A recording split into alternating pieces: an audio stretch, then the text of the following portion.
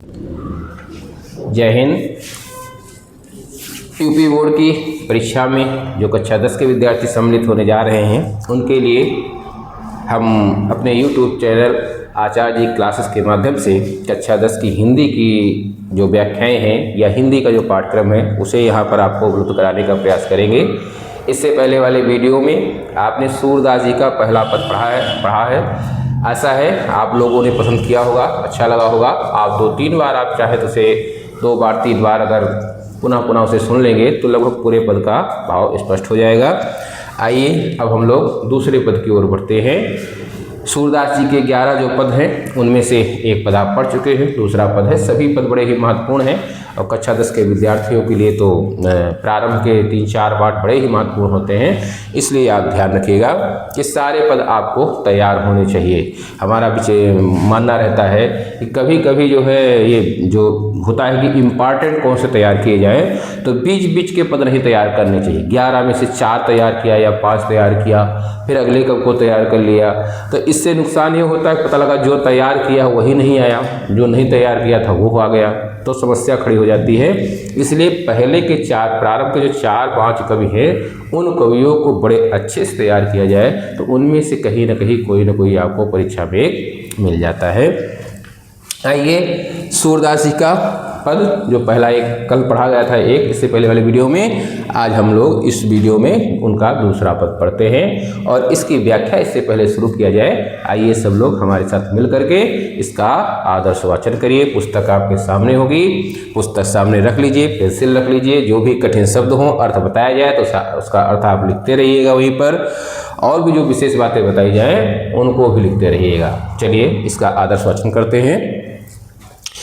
अभिगति गति कछु कहत न आवे, अभिगति गति कछु, अभिगति गति कछु कहत न आवे, अभिगति गति कछु जो गूंगे मीठे फल को रस, जो गूंगे मीठे फल को रस अंतर्गत ही भावे, अभिगति गति कछु कहत न आवे, अभिगति गति कछु। दूसरा चरण देखते हैं कि परम स्वाद सब ही सुनिरंतर, परम स्वाद सब ही सुनिरंतर अमित तोष उपजावे, लेकिन मन बानी कव अगम अगोचर, मन बानी को अगम अगोचर सो जाने जो पावे, अभिगति गति कछु कहत न आवे, अभिगति गति कछु। अंतिम वाला भाग देखते हैं। रूप रेख गुण जाति जुगति बिनु, एक शब्द यहाँ छूट गया है। रूप रेख गुण जाति जुगति बिनु निरालंब कित धावे, यहाँ जुगत शब्द छूटा हुआ है, इसको आप देख लीजिएगा। सब विधि अगम विचार हिताते, सब विधि अगम विचार हिताते सूर सगुन पद गावे, अभिगति गति कछु कहत न आवे, अभिगति गति कछु। पिछले वीडियो में बताया था, यहाँ फिर देखिए वही बात आ गई। पूरा पद आप ध्यान से पढ़ोगे, कविता पढ़ोगे तो पहले के जो 3-4 कवि हैं उनमें कहीं न कहीं आपको कवि का नाम मिल जाएगा। कवि का नाम मिलते ही 2 नंबर का जो पहला प्रश्न होता है संदर्भ वाला, वो आपका तैयार हो जाता है, गलत नहीं होता है। पहली व्याख्या सबसे पहले काव्य की, गद्य के बाद जो है काव्य की व्याख्या रहती है, तो वहाँ पर गलती ना हो, पहला प्रश्न गलत ना हो, इसके लिए बढ़िया कवि का नाम आपको मिल जाता है। आइए तो इसका प्रसंग समझते हैं। है क्या? सूरदास जी वस्तुतः सगुण ब्रह्म के उपासक थे। सूरदास जी सगुण ब्रह्म के उपासक थे। कबीर आज जो कवि थे वह निर्गुण ब्रह्म के उपासक थे। उस निर्गुण ब्रह्म की उपासना पर बल देते थे और उसी का प्रचार प्रसार किया करते थे। लेकिन सूरदास जी चूंकि सगुण मार्गी कवि थे, सगुण ब्रह्म की उपासना करते थे, तो इसलिए इस पद में वो यह बताने का प्रयास कर रहे हैं कि वास्तव में जो निर्गुण ब्रह्म की उपासना का मार्ग है वो कितना कठिन है और सगुण ब्रह्म की उपासना उसकी अपेक्षा काफ़ी सरल है। इस पद के माध्यम से यही वो बता रहे हैं। चलिए देखते हैं। शुरू में ही देखो लिखा है कि अविगत गति। अविगत माने होता है जो विगत ना हो, विगत माने जिसकी जानकारी हो। निराकार निर्गुण जो ब्रह्म है वह वस्तुतः अविगत है। क्यों? अभी तर्क यहाँ पे नीचे दिए जाएंगे। तो उस निर्गुण ब्रह्म की गति के विषय में कछ माने कुछ भी कहत न आवे, कहते नहीं बनता है। इस समझिए, अविगत माने निराकार ईश्वर, निराकार ब्रह्म, ठीक है, निर्गुण ब्रह्म। उस निर्गुण ब्रह्म की गति के विषय में कुछ कहते न आवे माने नहीं बनता। क्या कहा जाए उसके विषय में? क्यों? उसे जो पाता है उसकी दशा क्या है? कहा ज्यों गूंगे मीठे फल को रस। बिल्कुल सरल सा उदाहरण देते हुए सूरदास जी कहते हैं जैसे कोई गूंगा व्यक्ति हो, मीठे से मीठा फल उसे दिया जाए, वो खाएगा, उसके स्वाद का अनुभव करेगा, लेकिन वो बेचारा चूंकि गूंगा है तो उस मीठे फल से मिलने वाले रस का जो आनंद है, उस आनंद का, उस खुशी का, उस स्वाद का वह वर्णन नहीं कर सकता है। उसी प्रकार आगे और लिखा है कि अंतर्गत भी भाव, मतलब अंदर ही अंदर उसे भाएगा। भाव माने अच्छा लगना, वह अंदर ही अंदर उसे अच्छा लगेगा। बड़ा स्वादिष्ट फल है, बहुत मीठा है, बड़ा मधुर है, लेकिन वह उसे बता नहीं सकता किसी को। इसी प्रकार जो निर्गुण ब्रह्म की उपासना करते हैं वह उससे मिलने वाले आनंद को स्वयं तो अनुभव करते हैं पर दूसरे को उसका आनंद दिला नहीं पाते हैं।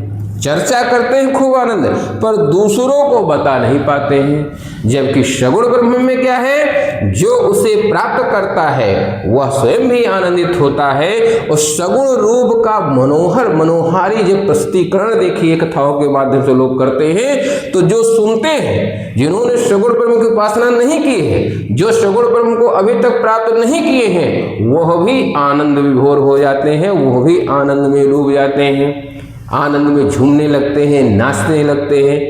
किसकी उपासना में? सगुण ब्रह्म की।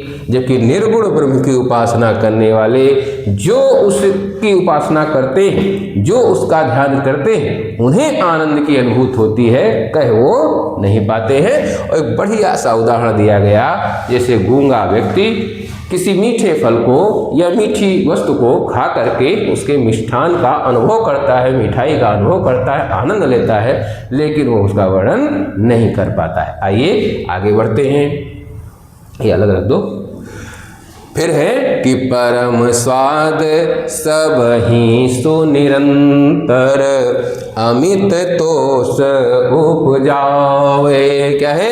कहा कि उस स्वाद को, वो जो स्वाद प्राप्त करता है निर्गुण ब्रह्म की उपासना करने वाला, वो स्वाद वास्तव में है कैसा?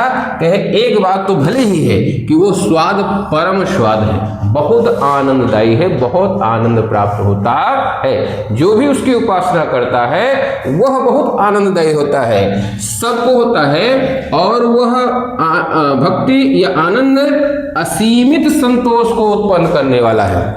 अमित, मित का अर्थ होता है थोड़ा, और अमित माने थोड़ा न हो, माने असीमित। निर्गुण ब्रह्म की उपासना जो करता है वह आनंद जो उसे मिलता है वो परम स्वाद। यहाँ स्वाद का अर्थ स्वाद लेना नहीं है, यहाँ स्वाद का भाव होगा परम आनंद मिलना। तो जो निर्गुण ब्रह्म की उपासना करता है वो उन सबको परम आनंद की प्राप्ति होती है, निरंतर माने लगातार होती है, और वह आनंद असीमित संतोष, तोष का अर्थ होता है संतोष, तोष माने संतोष, अमित माने असीमित, तो असीमित संतोष को उत्पन्न करने वाला है, माने खूब उसे आनंद मिलता है, असीम संतोष प्राप्त होता है। लेकिन समस्या कहाँ आती है? समस्या यह है कि लेकिन वह मन बानी कव अगम अगोचर, वह मन और वाणी कौ माने के लिए अगम है। अगम का अर्थ होता है जिसे पाया नहीं जा सकता। निर्गुण ब्रह्म जो है वह मन का विषय नहीं है, मन द्वारा उसे नहीं पाया सकता, तो क्या उसका वर्णन करके उसे प्राप्त किया जा सकता है वाणी द्वारा? तो कहा नहीं, वाणी द्वारा भी अगम है, तो ना तो मन से उसे प्राप्त किया सकता है, ना वाणी से प्राप्त किया सकता है, अगम है। अगम माने जिसे प्राप्त नहीं किया जा सकता। कैसे नहीं प्राप्त किया जा सकता? तो ना तो मन से प्राप्त किया जा सकता है, और ना ही वाणी द्वारा उसका वर्णन करके प्राप्त किया जा सकता है। और एक समस्या है कि वो क्या है? कहा वो अगोचर है। क्या मतलब हुआ? गोचर का अर्थ होता है इंद्रिय। गो माने इंद्रिय और गोचर माने होता है जो इंद्रियों का विषय हो, माने इंद्रियों से प्राप्त किया जा सकता है, मतलब आंखों से देखा जा सके, कानों से जिसको सुना जा सके, मुंह से जिसके विषय में कुछ कहा जा सके, पैरों के द्वारा चल के पहुंचा जा सके, हाथों द्वारा स्पर्श करके स्पर्श का अनुभव किया जा सके, तो वो जो होता है वो गोचर है, माने वो इंद्रियों का विषय है। गो अर्थात इंद्रिय, चर माने जो उसका विषय हो, गोचर। लेकिन जो निर्गुण ब्रह्म उसकी स्थिति क्या है कि वह गोचर नहीं है, वो अगोचर है, वह इंद्रियों का विषय नहीं है। माने ना तो मन से प्राप्त किया जा सकता है, ना वाणी से प्राप्त किया जा सकता है, बोल के ना तो उसे प्राप्त किया जा सकता है, ना आंखों से। जब निर्गुण ही है, कोई रूप नहीं है, आकार नहीं है, तो भाई आंखों से कैसे देखेंगे, फिर उसका वर्णन हम कैसे सुनेंगे? तो ना कानों से सुन सकते हैं, ना आंखों से देख सकते हैं, ना वाणी से कुछ कह सकते हैं, ना मन से वहां पहुंचा जा सकता है, इसलिए वो अगम है, प्राप्त नहीं किया सकता, अगोचर है, इंद्रियों को नहीं जाना सकता, इंद्रियों का वो विषय नहीं है। फिर कहा बस इतना ही है कि सो जाने, सो माने वही, जाने माने जान सकता है, उस निर्गुण ब्रह्म को, निराकार ब्रह्म को, निराकार ईश्वर को केवल सो जाने, वही जान सकता है जो पावे, माने जो उसे प्राप्त कर लेता है। जबकि सगुण में क्या है? जो प्राप्त करता है वो तो अनुभव करता ही है, वो तो आनंद प्राप्त करता ही है, फिर वह आकर के संसार में आप देखिए एक से एक परम भक्त सगुण ब्रह्म के हैं, आकर के बढ़िया सा उसका वर्णन करते हैं। उसका वर्णन, उस परम ईश्वर का, सगुण ब्रह्म का केवल रूप रंग, उसके गुणों का जब वर्णन हम आप सुनते हैं, समाज लोग सुनते हैं, तो सुन करके आनंदित होते हैं। उनकी झांकियां बनाई जाती हैं उनके गुणों का, उनके कार्यों का, उन झांकियों को देख करके सब आनंदित होते हैं। जबकि निर्गुण ब्रह्म की उपासना में जो उसे जान लेता है, प्राप्त कर लेता है, जो पा लेता है, जान लेता है, वही उसे प्राप्त कर पाता है, अन्य कोई उसे प्राप्त नहीं कर पाता। एक ये समस्या निर्गुण ब्रह्म की उपासना में है। ये बताया। अंत में कह रहे हैं सूरदास जी कि रूप रेख गुण जाति जुगति बेनु, निर्गुण ब्रह्म है कैसा है? ना तो उसका कोई रूप है, रूप हो तब तो ध्यान किया जाए। हमारे पास सामने जब श्री कृष्ण के रूप का वर्णन किया जाता है कि ऐसे ऐसे हैं, तो एक ध्यान आता है, चरित्र आता है। राम का वर्णन किया गया तो राम का एक रूप आता है, शिव का वर्णन किया गया तो शिव का एक रूप आता है, या किसी भी इष्ट का ध्यान करते ऐसे ऐसे ऐसे हैं तो एक रूप हमारे दिमाग में आता है। लेकिन निर्गुण ब्रह्म में कोई रूप नहीं है। रेख माने रेखा, रेखा मतलब आकृति, ऐसे ऐसे है, इस आकार के हैं। अभी 10 सिर वाला ऐसे कोई व्यक्ति बना दिया जाए, चित्र बनाया जाए, हमसे आपसे पूछा जाए कौन है, हम आप बताएंगे रावण। एक ऐसा रूप बनाया जाए जिसमें जो है धनुष में बाण लिए हैं, वलकल पहने हुए हैं, ऐसे ऐसे करके बताया जाए, आप तुरंत कहोगे राम है। ऐसा रूप कहा गया कि सिर पर जो है मोर के पंख का बना हुआ मुकुट है, हाथ में जिन्होंने बांसुरी ले रखी, जैसे कहा गया एक आकृति हमारे दिमाग में आ गई कि ये कृष्ण की है। लेकिन निर्गुण ब्रह्म में रेख बिन कोई रेखा नहीं है, कोई आकृति नहीं है। तो रूप के बिना, आकृति के बिना और कोई गुण माने गुण भी नहीं है। हम कृष्ण का, राम का, शिव का आदि देवी देवताओं के गुणों का वर्णन करते हैं कि वो ऐसे ऐसे हैं, लेकिन निर्गुण ब्रह्म का कोई गुण नहीं है, जाति नहीं है। जाति से तात्पर्य राक्षस हैं, देवता हैं, मनुष्य हैं, किस योनि के हैं, किस जाति के हैं, पशु हैं, पक्षी हैं या मनुष्य हैं, कीट पतंग है, क्या है, कैसी जाति है, तो जाति भी उनकी कुछ नहीं पता है। और जुगत माने जुगाड़, पाने का कोई सरल तरीका नहीं है। सगुण ब्रह्म क्या है, नाम रटने से ही या केवल ध्यान करने से ही, केवल सामान्य उनके प्रति भाव रखने से, पूजा का भाव रखने से ही उनकी प्राप्ति हो जाती है। तो जुगत है, जुगत माने जुगाड़, तरीका, ये है। लेकिन निराकार ब्रह्म की उपासना के लिए कोई जुगत नहीं है, कोई जुगाड़ नहीं है। ठीक है, तो रूप बिन, इस बिन शब्द को सबके साथ जोड़िए। रूप के बिना, रेखा के बिना माने आकृति के बिना, गुण के बिना, जात के बिना और जुगाड़ के बिना, तरीका, जुगाड़ अर्थात तरीका, तो कोई तरीके के बिना निरालंब कित धाव है। निरालंब माने होता है बिना सहारा, आलम्ब माने सहारा और निर उपसर्ग लगा है तो निरालंब हो गया।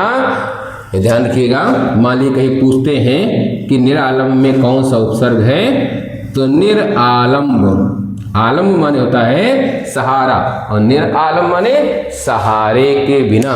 तो बिना किसी सहारे के कित माने होता है कहाँ। ध्यान रखिएगा, कित का अर्थ होता है कहाँ और धाव माने दौड़ा जाए। धाव शब्द संस्कृत का है, इसका अर्थ होता है दौड़ना। तो बिना किसी सहारे के कित धाव है, कहाँ दौड़ा जाए। भाई कोई सहारा होना चाहिए, रास्ता होना चाहिए, तब तो उस मार्ग पे चला जाए। तो कोई रास्ता यहाँ पर है नहीं जैसे पाया जाए। तो अंत में सूरदास जी कह रहे हैं कि सब विधि अगम, हर प्रकार से मैंने विचार करके देख लिया, सब प्रकार से, सब तरह से, विधि माने तरीका, सभी प्रकार से मैंने देखा कि वो जो ईश्वर है वो क्या है, अगम है। ये पीछे भी शब्द आ चुका है, अगम माने जिसे पाया नहीं जा सकता। गम माने प्राप्त करना, अगम माने जिसे प्राप्त नहीं किया सकता। तो हर विधि से मैंने तरीका अपनाया, देखा और पाया क्या कि वो हर प्रकार से अगम है। अगम माने पाया नहीं जा सकता। ये मैंने विचार किया। तातय माने इसलिए। सूरदास जी कह रहे हैं कि हर प्रकार से वो विधाता, वो ईश्वर, वो निराकार निर्गुण ब्रह्म अगम है, यह मैंने विचार कर लिया। तातय माने इसलिए, सूर माने मैं सूरदास जी, मैंने सूरदास ने निर्णय लिया कि भाई मैं तो सगुण पद गावे, सगुण के पद गाएंगे। सगुण माने सगुण ब्रह्म की पद गाएंगे, सगुण ब्रह्म की उपासना करेंगे। अंत में सूरदास जी ने यह निष्कर्ष निकाला। निर्गुण ब्रह्म की उपासना में कौन कौन सी समस्याएं आती हैं, कैसे कैसे कारण इन्होंने दिखाए, किन किन कारणों से हमने देखा, हमने प्रयास किया, लेकिन जब हमें संतुष्टि कहीं नहीं मिली, हमें वो मार्ग बहुत कठिन लगा। मैंने पाया कि उसको प्राप्त करना बड़ा कठिन है, न मन का विषय है, न वाणी का विषय है, न उसका कोई रूप है, न आकार है। उसे जो पाता है केवल वही जानता है। सब प्रकार से मैंने देख लिया, अंत में निष्कर्ष ये निकाला कि भाई चलिए हम तो सगुण के पद गाएंगे, वही सबसे सरल मार्ग है। और इसलिए आप जानते हैं कि सूरदास जी ने श्री कृष्ण के सगुण रूप का, बाल लीलाओं का और युवा अवस्था का खूब मनोरम वर्णन उनके लीलाओं का किया है। उन्होंने केवल सगुण ब्रह्म की उपासना की है। जब भी ये छंद आएगा, पहला प्रश्न आपको पता ही है, पहला प्रश्न रहेगा इस प्रश्न जो पद है इसका संदर्भ लिखिए, नाम मिल जाएगा, संदर्भ आपको लिखना आसान हो जाएगा। अभी जब खत्म हो जाएगा तो हम एक बढ़िया सा संदर्भ आपको लिख करके यहाँ दिखा देंगे, उसका समझा देंगे कैसे कैसे आपको लिखना है, तो वो आप संदर्भ लिख लेंगे। दूसरा, कोई पंक्ति रेखांकित रहेगी, उसकी व्याख्या करनी है तो वो आप व्याख्या कर लेना। और तीसरा, कोई ना कोई एक प्रश्न रहता है जिसका आपको उत्तर लिखना रहता है, तो कुछ भी यहाँ पूछ सकते हैं। जिसे पूछ सकते हैं कि कहीं से भी प्रश्न उठाया गया कि क्या निर्गुण ब्रह्म जो है मन वाणी का विषय है, आप स्पष्ट कीजिए। या सूरदास जी निर्गुण ब्रह्म की उपासना को किस प्रकार का बताते हैं, तो आप लिखेंगे कि वहाँ पर जो है निर्गुण ब्रह्म की उपासना को बहुत ही कठिन मार्ग बताते हैं। या ये बस पूछ सकते हैं कि सूरदास किस ब्रह्म की उपासना करते हैं, तो इस पंक्ति में देखो आया है कि सूरदास जी कहते हैं मैं तो सगुण ब्रह्म की उपासना करता हूँ। अलंकार यहाँ से उसे नहीं पूछेंगे, लेकिन अगर पूछते हैं तो पिछले पद में जो बताया था वो आप ध्यान रखिएगा। ये सबसे सरल अलंकार लगभग हर पद में आपको मिल जाएगा। वो क्या है? जहां काव्य में आखिरी अक्षर एक समान होता है, पूरी कविता में आखिरी अक्षर एक समान होता है, वहां पर अंत्यानुप्रास अलंकार होता है। तो यहाँ पर देखिए वय वय वय वय करके आया है, इसका मतलब यहाँ पर एक अलंकार तो आपका फिक्स है, वो है अंत्यानुप्रास। तो इस प्रकार से आज ये दूसरा पद आपका हो गया है। इसकी व्याख्या आप पढ़िएगा, अपने मित्रों तक, अपने सहपाठी हैं उन तक ये लिंक आप भेजिए। हमारा YouTube चैनल जो आचार्य जी क्लासेस के नाम से चलेगा, यहाँ पर कक्षा 10 के वीडियो रोज़ शाम को 7 बजे, इंटर की कक्षाओं के लिए 7:30 बजे, टेट की हिंदी के लिए 8 बजे और टेट की संस्कृत के लिए जो है 8:30 बजे निःशुल्क वीडियो आपको प्राप्त होंगे। आप सब लाइक करिए, शेयर करिए और अपने मित्रों तक से पहुंचाइए। बहुत बहुत धन्यवाद। जय हिंद।